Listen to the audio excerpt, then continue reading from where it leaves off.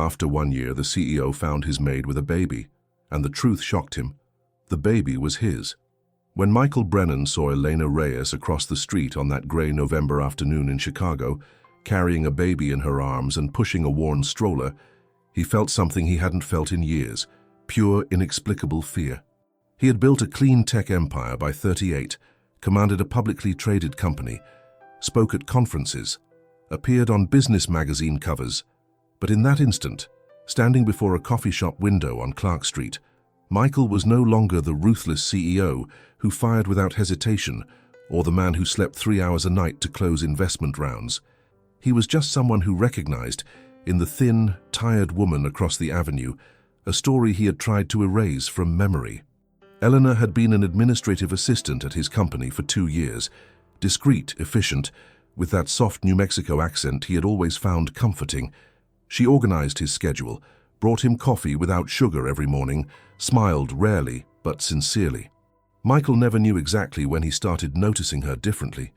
Maybe it was the night they worked late to close the quarterly report, or maybe at the company holiday dinner when she wore a simple navy blue dress, and he realized she was beautiful in a way that went unnoticed in the office. What mattered was what happened after.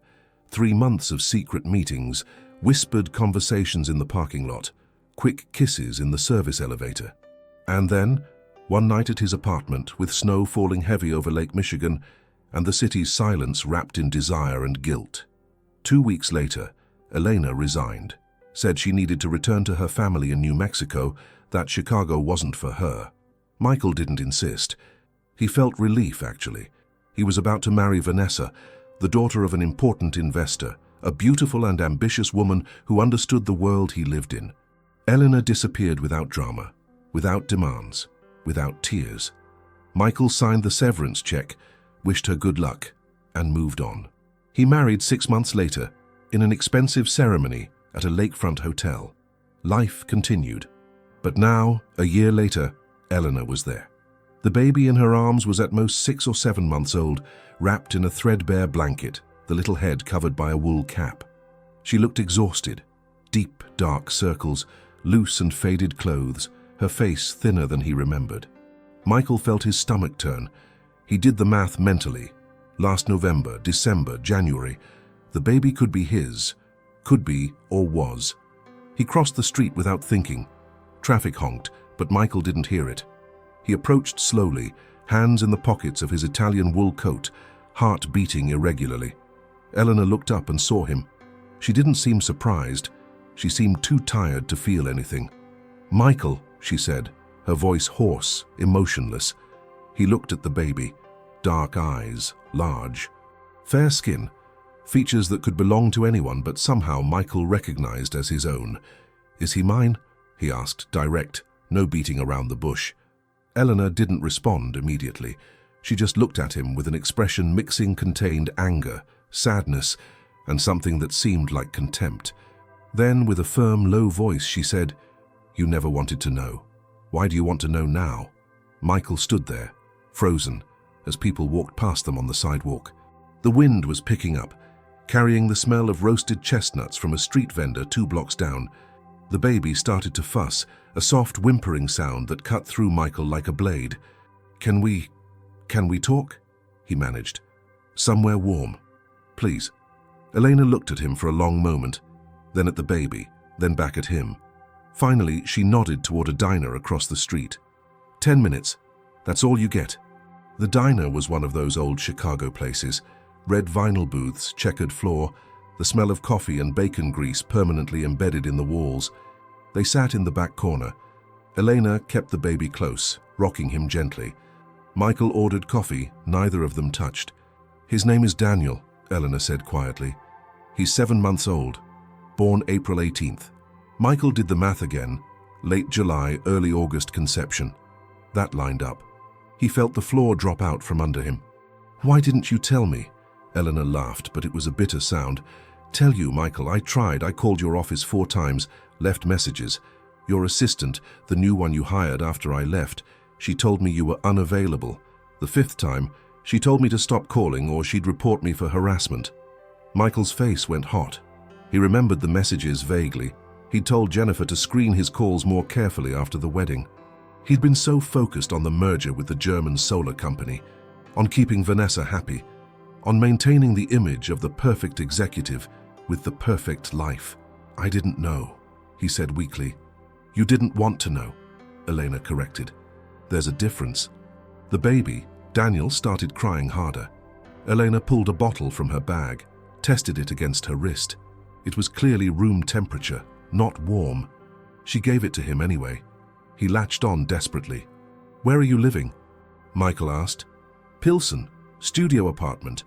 I work nights cleaning offices downtown. My neighbor watches Daniel while I work." She said it matter-of-factly, without self-pity, which somehow made it worse. Michael thought of his 3-bedroom condo in River North, the place he barely spent time in because he was always at the office or at business dinners.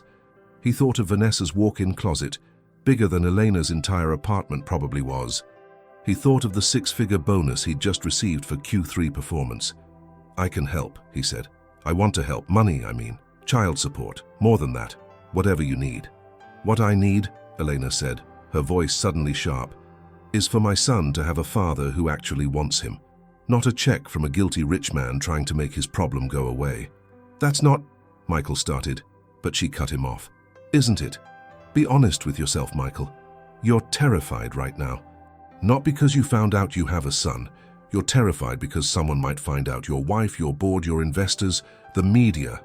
That's what you're really worried about, isn't it?" The truth of it hit him like a punch. She was right. His first thought after the shock had been damage control.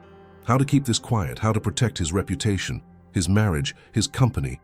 But looking at Daniel now, the way his tiny hand gripped Elena's finger as he drank, the way his eyes, Michael's eyes, blinked slowly, trustingly, something cracked open inside him. "I need to do a paternity test," he said. "Not because I don't believe you, because I need to know for certain, before I make decisions that will affect everyone." Elena nodded slowly. "Fine. But understand this, Michael. If you're going to be in his life, you're in his life. Not checks in the mail. Not secret visits. I won't let you be a ghost to him like you were to me." The paternity test came back 2 weeks later. 99.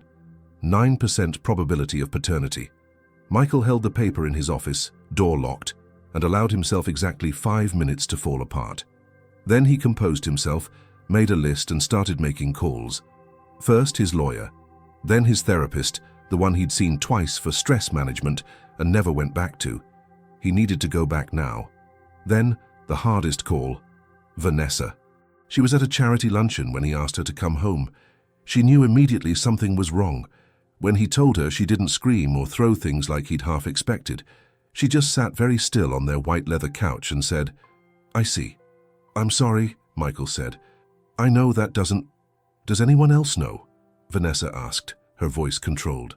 "Just my lawyer, Eleanor. Her neighbor, probably." Vanessa nodded slowly, processing. She was always good at processing, at calculating angles.